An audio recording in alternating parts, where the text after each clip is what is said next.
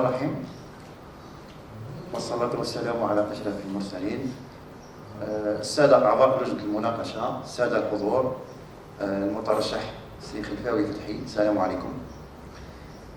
إذن وبعد تلقي رسالة الدكتوراه المقترحة من السيد خلفاوي فتحي، الموافقة لا مشروطة من طرف الهيئات العلمية على مستوى قسم الهندسة الميكانيكية وكذا كلية العلوم والتكنولوجيا، وبعد حصولها على الترخيص بالمناقشة من طرف السيد رئيس الجامعة، وبعد أن تلقيت بصفتي رئيس اللجنة الموافقة لا مشروطة أيضا من طرف أعضاء اللجنة ضمن التقارير التي تحصلت عليها، نحضر اليوم للمناقشة العلنية لرسالة الدكتوراه للمترشح خلفاوي فتحي تحت عنوان Modélisation statistique et optimisation des paramètres d'usinage pour minimiser les vibrations, l'intensité sonore, la rugosité de surface et la puissance consommée lors de l'usinage discontinu. تحت إشراف كل من السادة البروفيسور يلس محمد عثمان بمساعدة البروفيسور والعنودي. قبل أن أحيل الكلمة لك سي خلفاوي فتحي، يسرني أن أقدم أعضاء لجنة المناقشة، وأبدأ بالبروفيسور الأعور الأخضر من جامعة باجي مختار عنابة، بروفيسور بالهادي سليم من جامعة 8 ماي 45 قالمة، الدكتور بشريط سبتي أستاذ محاضرة بجامعة 8 ماي 45 قالمة. وكما أسلفت الذكر، الأطروحة تحت إشراف كل من السادة البروفيسور يلس محمد عثمان والبروفيسور ولع نور الدين، وكلاهما من جامعة 8 ماي 45 قالمة. وسأتشرف أنا البروفيسور جبال عبد الرزاق برئاسة هذه اللجنة. إذن سي خلفاوي فتحي، إذا كنت جاهزا تفضل.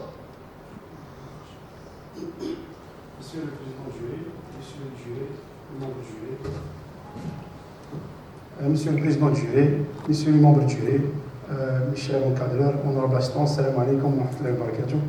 Aujourd'hui, je vais présenter la soutenance de ma thèse pour l'obtention du diplôme de doctorat 3e cycle RMD. Ma thèse est intitulée Modélisation statistique et optimisation des paramètres d'usinage pour minimiser les vibrations, l'intensité sonore, la rugosité de surface et la puissance consommée lors de l'usinage discontinu, sous la direction du professeur Suyales et M. Olamorté. Ma présentation sera structurée sur le plan suivant: une introduction problématique et objectivisée, deuxième étape procédure expérimentale et méthodologie, la troisième étape dédiée au traitement des résultats qui subdivise en 3 phases: analyse statistique et modélisation des performances, optimisation des performances d'usinage exploitant ces méthodes d'optimisation, et analyse vibration, la 3e phase, analyse vibratoire du phénomène de discontinuité lors du tournage. Et on termine avec une conclusion générale et une perspective de ce travail. Bon, première des choses, c'est quoi le tournage intermittent? Le tournage discontinu ou intermittent est caractérisé par un contexte complexe et irrégulier, différent à celle du tournage continu. L'outil de coupe subit un choc chaque fois qu'il passe à vide et s'engage à une nouvelle surface. Cette interruption provoque des conditions de coupe sévères, ce qui influe sur les paramètres de performance. Donc le tournage discontinu dépend de quoi? Dépend de la géométrie des pièces, que ce soit circulaire ou longitudinale, ou le cas de notre étude. Bon, avant d'entamer la procédure expérimentale, nous avons fait une revue concernant les travaux et la littérature et les travaux antérieurs portant sur le sujet de tournage intermittent. Le tableau suivant récapitule les travaux et la littérature antérieure organisée selon un ordre chronologique de 2001 jusqu'à 2024. Dans ce tableau, il mentionne, c'est-à-dire le groupe des chercheurs, l'année de ce travail, la forme géométrique utilisée, le matériau examiné, l'outil de coupe utilisé, les entrées choisies et le sortie visé. Comme vous voyez, plusieurs formes géométriques sont prises en compte pour assurer l'intermittence en tournage. La même chose, c'est-à-dire la continuité du tableau numéro 1, plusieurs formes sont prises en compte. Et la même chose pour la troisième partie du tableau. Bon, la problématique, c'est-à-dire nous avons choisi un contexte de tournage intermittent qui est influé par plusieurs paramètres, par exemple le matériau isolé, la forme géométrique lui-même, l'outil de coupe utilisé, l'environnement utilisé assez lubrifié et les paramètres d'entrée. Donc notre problématique, c'est les paramètres d'entrée et plusieurs paramètres à optimiser. Donc notre problématique, c'est comment les principaux facteurs d'entrée choisis influencent les paramètres ou les paramètres de performance dans ce contexte d'usage intermittent et quels sont les paramètres optimaux pour optimiser les performances visées. Pour cela, nous avons tracé, c'est-à-dire les objectifs à atteindre, l'objectif global à maîtriser du processus de tournage continu pour garantir la qualité, l'efficacité énergétique et la réduction des coûts. Et afin d'aboutir à cet objectif global, on passe par des sous-objectifs suivants. Première chose, c'est-à-dire l'évaluation de l'impact des paramètres d'entrée sur les paramètres de sortie visés. Deuxième chose, deuxième sous-objectif, c'est l'élaboration du modèle prédictif, bien sûr, pour prédire les performances. Troisième, si vous voulez, sous-objectif, c'est l'identification des paramètres technologiques optimaux à l'aide de diverses méthodes d'optimisation exploitées ou appliquées sur des cas bien déterminés, avec des scénarios précis. Le sous-objectif, le quatrième sous-objectif, c'est comprendre le comportement vibratoire du petit coupe lors de la discontinuité dans la coupe. Donc on passe maintenant à la procédure expérimentale, la méthodologie. Bien sûr, on va exécuter les expériences, mesurer les performances et collecter les données. Le matériau à usiner ou examiner dans notre étude, c'est un acier à outils fortement allié, acier à outils, bien sûr destiné au travail à froid, qui a des caractéristiques bien déterminées, une haute teneur en carbone et en grammes, comme présenté le tableau numéro 2 de la composition chimique, excellente résistance à l'abrasion, dureté et surface élevée, bonne ténacité et stabilité dimensionnelle. Les brevets à utiliser dans nos expériences est d'une dimension de 185 mm et pour assurer 100 mm de diamètre et pour assurer l'intermittence en tournage, nous avons créé 3 paliers de 23 mm séparés par des gorges de 5 mm, comme présenté dans la figure numéro 2. Dans les facteurs, on passe maintenant aux facteurs choisis pour cette étude. Nous avons choisi 4 paramètres d'entrée qui sont les rayons de bec d'outil, la vitesse de coupe, l'avance et la profondeur de passe, qui se varient 3 fois, comme présenté dans la figure dans le tableau numéro 3. Pour cela, nous avons adopté un plan de Taguchi L9, présenté dans le tableau 4. Toutes les conditions opératoires utilisées dans nos expériences sont récapitulées dans le tableau numéro 5, avec un environnement sec et plusieurs paramètres à optimiser. La machine utilisée, c'est un tour de la marque Ostrensen S540C de puissance de 6,6 kW, équipée d'un variateur de vitesse de marque ABB pour régler la vitesse de tournage, la vitesse de rotation. La plaquette est utilisée d'une nuance de JC4215 de la marque Sandvik, carbone métallique à triple revêtement comme présenté dans la figure 4A. Elle est fixée sur un porte-outil de désignation ISO, pièce MBR 2525M12, bien sûr comme présenté dans la figure 4B.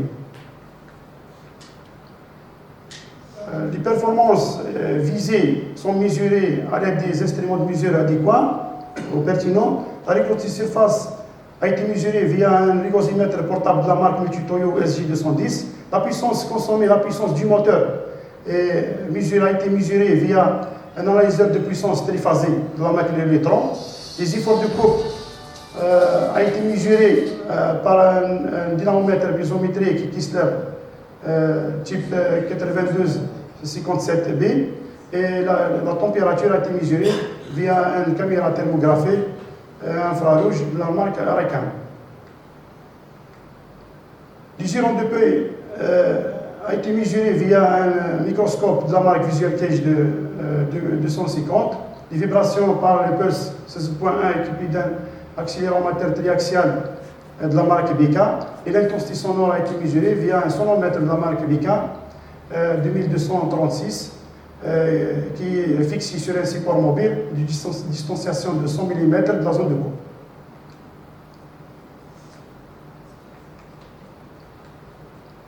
Bon, après effectuer les expériences et la collection des données, le tableau 7 présente les résultats obtenus.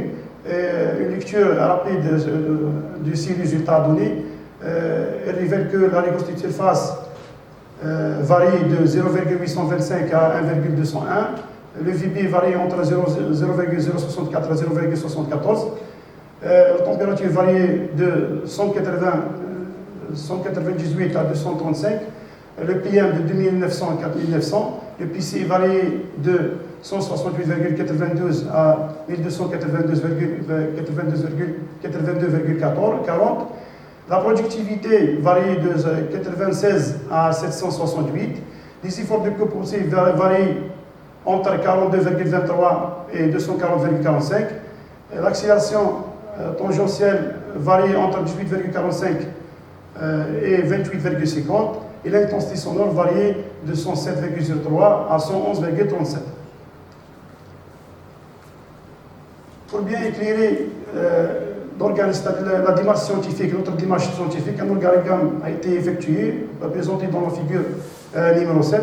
Bien sûr, après c'est-à-dire choisir le plan de Taguchi, les entrées, 4 paramètres qui ont été choisis et 9 paramètres de performance étudiés. Après, ensuite, l'exécution des expériences et la collection des données, une analyse statistique par la NOVA a été effectuée, c'est-à-dire pour voir l'effet de chaque facteur et la contribution de chaque facteur. Bien sûr, une modélisation très importante pour déterminer des modèles prédictifs de performance. Une phase très importante aussi, c'est l'optimisation multi-objectif, exploitant 5 méthodes d'optimisation pour 3 cas bien déterminés. Le premier cas qui s'intéresse de la rugosité de surface, la température et VB.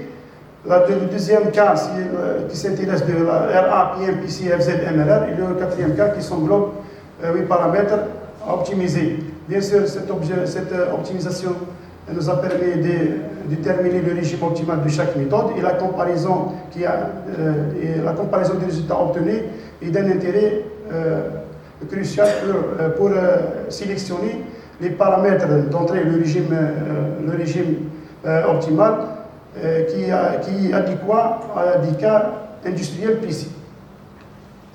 On passe maintenant au traitement de résultats et discussion. La première phase, c'est l'analyse statistique. Le tableau numéro 8 présente la NOVA de RA et cité. La NOVA de RA donne l'information que l'avance le facteur le prédominant avec une contribution de 57,86, suivi par R, suivi par VC, par une contribution de 29,63 et 6,53 respectivement, et que le paramètre AP est un facteur insignifiant. Concernant la NOVA de cité, tous les paramètres sont pris en considération, ils sont influents. Bien sûr, ils sont organisés par la suite. En premier ordre, la vitesse de coupe. En deuxième ordre, la profondeur de passe. Troisième ordre, l'avance. Et quatrième ordre, R avec les contributions de 29,72, 28,22, 22,59 et 17,98 respectivement. La figure 8 présente une visualisation graphique des effets principaux pour les performances en fonction des paramètres d'entrée. Et concernant la NOVA de PM et PC, l'ERG, la puissance consommée, la puissance du moteur et la puissance du couple. La puissance du moteur, la NOVA de la puissance du moteur a donné, c'est-à-dire l'importance à tous les paramètres d'entrée. Le VC avec une contribution de 40,37 en première position, suivi par la profondeur de passe, suivi par F et suivi par R. La NOVA de PC montre clairement que le rayon de bec d'outil n'a aucune influence sur la puissance de coupe et que AP est le facteur le plus influent avec une contribution de 39,50, suivi par F avec une contribution de 23, suivi par VC par une contribution de 33,45, suivi par F avec une contribution de 23,51. La même chose pour la figure 9, c'est une visualisation graphique qui présente les effets principaux pour les performances PMIPC en fonction des entrées. Concernant la nova du VB, l'usure ont dépayé les efforts de coupe tangentielle. Il est clair que la nova du VB montre que deux paramètres sont les paramètres les plus influents. C'est le paramètre VC avec une contribution de 66,44 et F avec une contribution de 25,95. Et les deux autres paramètres qui restent sont des paramètres insignifiants. La nova de FZ présente la P comme le facteur le plus influent, suivi par F, suivi par VC, et que le rayon de bec de TOC n'a aucune influence sur FZ. La figure 8 montre une visualisation, bien sûr, les graphes des effets principaux concernant VB et FZ en fonction des paramètres d'entrée. Et finalement, la nova de AZ et LP, l'intensité sonore, l'accélération tangentielle. La nova d'accélération tangentielle présente un seul facteur qui est plus influent avec une contribution de 74,07% et les autres paramètres sont des paramètres moins influents. Concernant l'intensité sonore, le rayon de bec d'outil est un facteur insignifiant et le VC le facteur le plus dominant avec une contribution de 47,64 suivi par F, suivi par AP avec des contributions suivantes 22,28 et 18,01 respectivement. La figure 11 présente les graphes des effets principaux pour les performances AZ et LP en fonction des entrées. On passe maintenant à la modélisation. Des modèles statistiques sont proposés exploitant la méthode de surface de réponse. Et on note juste les modèles linéaires. Et les modèles proposés sont structurés d'une manière suivante. La règle de surface est présentée avec une coefficient de corrélation R carré est égal à 97,48. Citer la température avec une R carré qui est égale à 98,51. L'usure avec une coefficient de corrélation R carré est égal à 96,88. La puissance du moteur avec un coefficient de corrélation de R carré est égal à 97,47. La puissance du couple avec R carré qui est égal à 86,61. FZ avec une coefficient de 96,1. La vibration tangentielle avec une coefficient de corrélation qui est égal à 96,34. Et l'intensité sonore avec une coefficient de corrélation qui est égal à 82,28. La figure 12A et la figure 12B qui suit montrent les surfaces de réponse en 3D des réponses RA, P1, VB et CT en fonction des deux paramètres les plus influents. La même chose pour la figure 12B pour les paramètres de performance, intensité sonore, puissance du couple, les efforts tangentiels et l'accélération tangentielle. On passe maintenant à la deuxième phase du traitement des résultats, c'est l'optimisation des paramètres de performance. Trois cas sont pris en compte. Le premier cas, c'est le premier cas, le cas qui prend en considération la rigidité de surface, le VB et la température, exploitant la fonction de désirabilité et l'analyse de l'océan gaz comme méthode d'optimisation. Le deuxième cas qui s'intéresse à la rigidité de surface, la puissance du moteur PCFZ et la productivité MLR, exploitant les mêmes méthodes d'optimisation. Le troisième cas qui englobe 8 paramètres en même temps, exploitant 4 paramètres, la fonction de désirabilité, Mora, Vicor et LSDA2 couplé avec Vicor. Pour le premier cas et le deuxième cas, nous avons exploité l'ADF, la fonction de désirabilité et la JRA. Pour exécuter et pour appliquer ces méthodes, il suffit d'exploiter pour l'ADF l'équation 1, 2 et 3. Et la JRA, il suffit d'exécuter la première étape, deuxième, troisième, quatrième étape. On commence par la normalisation, le coefficient JRC, le coefficient JRG et le classement du JRG. La valeur la plus grande montre le régime optimal. Pour le premier cas, l'application de l'ADF, pour le premier cas, dans le tableau de 12, il présente les contraintes d'optimisation et l'importance. Il mentionne les paramètres d'entrée et les paramètres de sortie, qui sont trois paramètres RA, CT et VB. Bien sûr, avec les valeurs des entrées et les sorties la valeur inférieure et la valeur supérieure. L'objectif visé, donc les 3 paramètres sont à minimiser. Et 3 scénarios sont pris en compte. Le premier scénario qui s'intéresse de RA avec une valeur maximale d'importance égale 5. Le deuxième scénario qui s'intéresse de RA à VB. Le troisième scénario qui s'intéresse du paramètre et qui prennent la même valeur d'importance qui est égale à 5.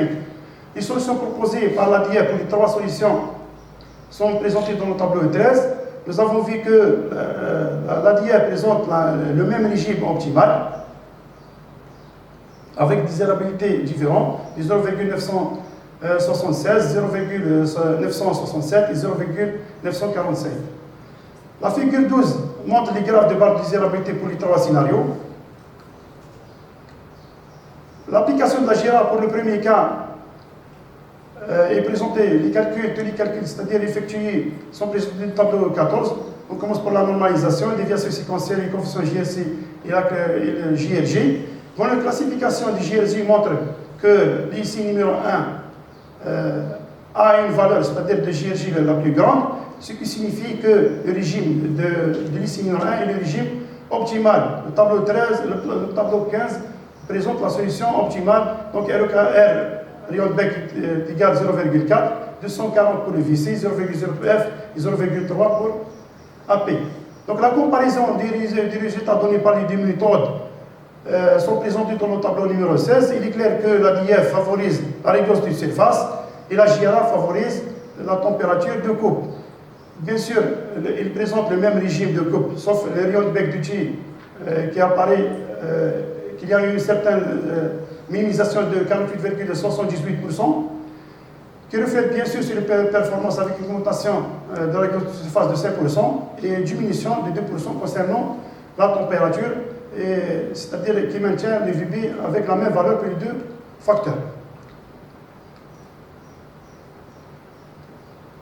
On passe maintenant à la deuxième méthode, à la deuxième cas, qui s'intéresse de RAPM, PC, FZ, MRR. L'application d'IF, les contraintes, l'optimisation et l'importance sont présentées dans le tableau 17.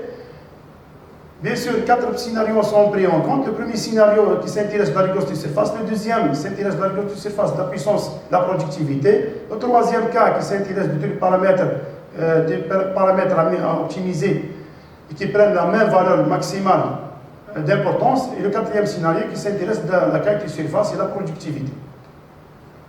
Donc les solutions données sont présentées dans le tableau 18. Il est clair que le régime optimum maintient le VC et le F presque les mêmes, avec une variation, le rayon de bec du T et la vitesse les mêmes, avec une variation de F et AP. Dans la figure 13A, présente les graphes de barre de désirabilité pour les scénarios 1 et 2, et le 13B, les graphes de barre de désirabilité pour les scénarios 3 et 4. L'application de la GRA concernant le deuxième cas est présentée, les résultats, après effectuer les calculs, les résultats obtenus sont classés dans le tableau 19. Il est clair que l'IC numéro 1, c'est-à-dire présente le meilleur régime optimal. Le régime et la solution proposée est présentée dans le tableau 20. Donc la comparaison des résultats obtenus par les deux méthodes donne une conclusion que la DIF favorise la rigueur de surface et la productivité, la GRA favorise les efforts de coupe tangentielle et la puissance du moteur, la puissance du couple. Bien sûr, le régime maintient le VCUF avec les mêmes valeurs, avec une nuance simple de moins de 4%. Le rayon de bec de T qui apparaît avec un changement, c'est-à-dire une diminution de 75%, et la profondeur de passe avec une diminution de 53,052%. Concernant le troisième cas d'optimisation en exploitant 4 méthodes, la fonction désirabilité que nous avons déjà présentée, la méthode Mora, la méthode VICOR, l'application de Mora et VICOR s'effectue par l'exécution des étapes de chaque méthode. Et l'ANSGA 2, il suffit d'exécuter, bien sûr, un algorithme de l'ANSGA 2 dans un environnement que nous avons appliqué dans un environnement de MATLAB. L'application de la méthode première pour le troisième cas, les contraintes et l'optimisation, les contraintes d'optimisation et l'importance sont présentés dans le tableau 22. Bien sûr, un seul cas, que tous les paramètres prennent la même valeur maximale d'importance. La solution proposée est présentée dans le tableau 23 avec un rayon de bec de type de 1,29, d'ici 240, 0,1 pour F et AP de 0,689. Donc la figure 14 présente la surface de réponse 3D des fonctions de désirabilité.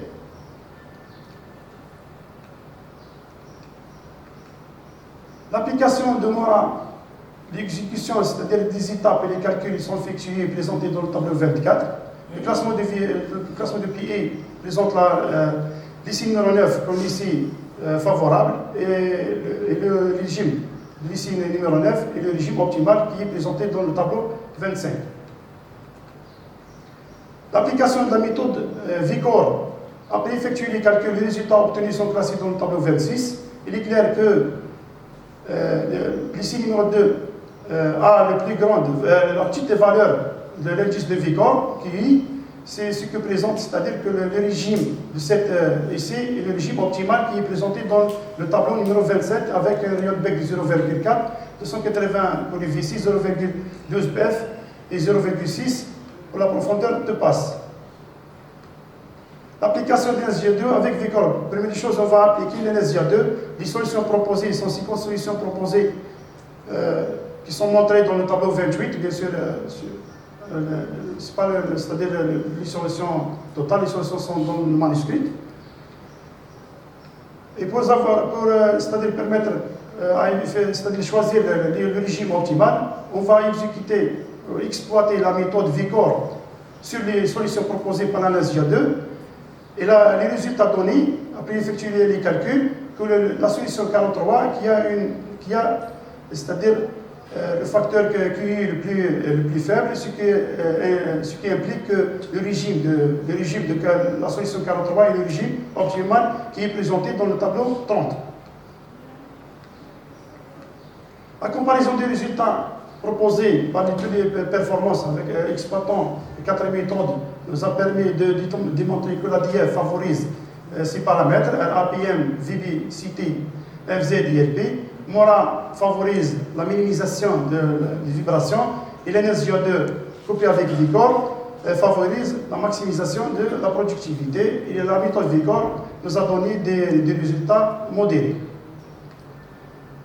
Pour bien exploiter les résultats donnés par les quatre méthodes utilisées pour le troisième cas, le tableau 32 présente les variations en pourcentage des paramètres sortis pour les 4 méthodes comparativement aux valeurs optimales trouvées. Bien sûr, si vous utilisez par exemple le régime présenté par l'ADF, c'est-à-dire 6 paramètres sont optimisés avec une minimisation de MRR, qui est une minimisation de MRR de 32,38% et maximisation, une augmentation plutôt de vibrations de 37%. La même chose pour Mora, donc les vibrations sont optimisées, les autres paramètres, c'est entre une augmentation et diminution. Par exemple, le A il va s'augmenter de 6,42%, ainsi de suite. Pour la méthode VICOR, il nous a donné, c'est-à-dire des résultats modérés. C'est pour cela qu'on trouve, c'est-à-dire qu'on remarque qu'il y a certaines augmentations ou diminutions pour les résultats donnés. L'application de régime proposé par VICOR optimise la productivité, bien sûr, avec une augmentation de la rigueur de surface de 31% par exemple, une augmentation des efforts de coupe de 92% et augmentation des vibrations de 98%. On passe maintenant à la troisième phase, troisième de traitement des résultats, l'étude comportement vibratoire de l'étude du tournage discontinu. Et c'est notre objectif visé de cette phase et étudier le phénomène de discontinuité basé sur une analyse vibratoire dans les zones d'engagement et d'engagement. Donc la figure 15 présente les signaux vibratoires mesurés. Bien sûr, c'est le cas de l'ICI numéro 1. Il est clair, c'est-à-dire qu'il y a trois parties de vibration, c'est-à-dire qui correspondent les 3 paliers isolés. Il est clair que chaque palier, présente un engagement et dégagement. Donc les zooms, on s'intéresse de cette partie, c'est-à-dire de voir l'importance, l'impact des paramètres d'entrée sur la zone, c'est-à-dire d'engagement et dégagement. C'est pour cela que nous avons effectué des zooms sur les parties engagement et dégagement pour calculer le temps de stabilisation et le temps de relaxation.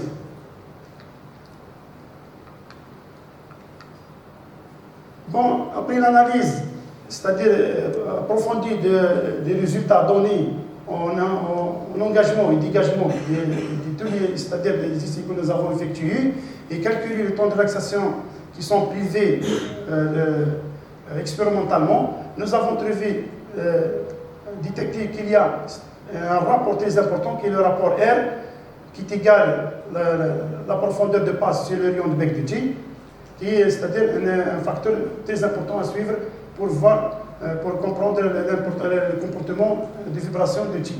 Donc, nous avons détecté qu'il y a une certaine relation proportionnelle avec le temps de relaxation, le temps de stabilisation, et même avec les résultats donnés des vibrations RMS.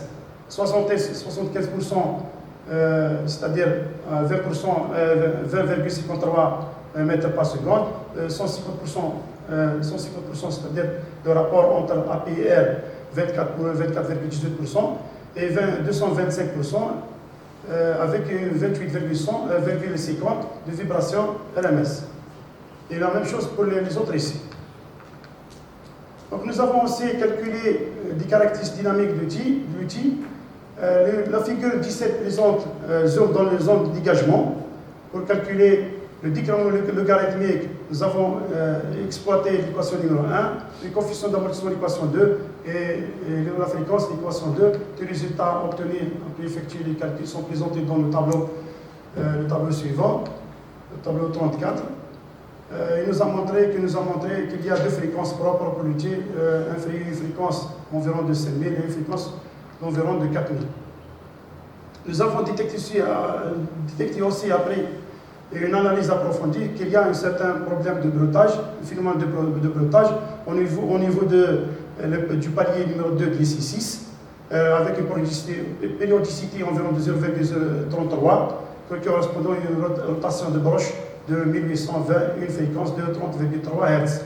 La même chose pour le palier numéro 3 de l'IC numéro 8, avec une périodicité environ de 0,036, correspondant à la fréquence de rotation de la broche de 27,77 Hz et une vitesse de rotation de 1664 par minute. En conclusion, après effectuer la modélisation par ASM et l'analyse statistique, les résultats donnés ont permis de formuler les conclusions suivantes. Les résultats ont révélé que VC exerce une influence prépondérante sur les sorties P1, VB, CT et LP, avec une contribution suivante: 40,37%, 66,44%, 29,72% et 47,64% respectivement. De plus, le AP a été identifié, c'est le facteur profondeur de passe a été identifié comme le facteur dominant pour PCF et AP avec les contributions suivantes. Et enfin, F, le facteur F est le plus signifiant et significatif pour RA, avec une contribution de 57. L'optimisation, utilisant ces méthodes d'optimisation selon des cas bien déterminés, nous aboutit aux résultats suivants. Le premier cas d'exploitation d'IDF et JRA pour l'optimisation de 3 cas RA, 3 performances RA, CT et VB, a relevé que les deux approches proposent la même combinaison opératoire pour les facteurs VC, F et AP, avec le régime suivant, avec une réduction au rayon de bec de tigre de 48,78%, ce qui reproduit une augmentation de 5%, plus de 5% pour la négociation de surface, et une diminution de 2,08% pour le facteur cité. Le deuxième cas, l'ADF et la GR ont été utilisés pour optimiser les paramètres suivants: RA, PM, PCF, Z et MRR. La méthode d'IF minimise RA et maximise MRR, mais avec une consommation d'énergie élevée. Le régime est présenté, c'est VC 240, F 0,088, le AP 84, le AP 0,639 et R 1,6 mm. La méthode GRA minimise FZ, PM ici et maintient une bonne qualité de surface, mais avec une productivité plus faible, avec le régime VC égal 240, F 0,08 AP 0,3 et à 0,4. La méthode DIF offre, pour le troisième cas, la méthode DIF offre la meilleure solution d'optimisation multi-objectif en minimisant simultanément les performances RAPM, VB, CTF, ZDFB. La méthode MORA minimise A à Z. La méthode VICOR offre des performances modérées. La méthode Energia découpée avec VICOR favorise la productivité. Et les régimes proposés par chaque méthode sont présentés dans le tableau suivant. Les vibrations, le rapport R est un rapport très important qui est égal à la profondeur de passe sur R est proportionnel au temps de relaxation des vibrations libres de l'outil lorsqu'il quitte la zone d'usinage, ainsi qu'au temps de stabilisation de l'outil lorsqu'il pénètre dans la zone d'usinage. De plus, le rapport R propose une proportionnalité à la valeur d'efficace du signal LRMS pour tous les signaux mesurés. Les perspectives de ce travail, les résultats obtenus de cette étude statistique et modélisation ouvrent la voie à plusieurs perspectives prometteuses. Premièrement, l'utilisation de différentes approches pour développer des modèles avancés permet d'obtenir des prédictions encore plus précises. L'application d'autres pièces de diverses intermittences, l'étude sur les différents matériaux, pourquoi pas, c'est-à-dire les matériaux durs, tester les matériaux et le vêtement innovant pour les outils de coque. L'approche vibratoire représente une voie d'avenir pour comprendre le phénomène de discontinuité et l'effet d'intermittence de l'automage des pièces complexes. Exploiter aussi des plans d'expérience plus pertinents pour étudier des phénomènes vibratoires de tournage discontinu. Les résultats donnés de cette étude nous a permis de publier, c'est-à-dire 3 feuilles scientifiques et participer aux 3 communications internationales. Et merci pour votre attention.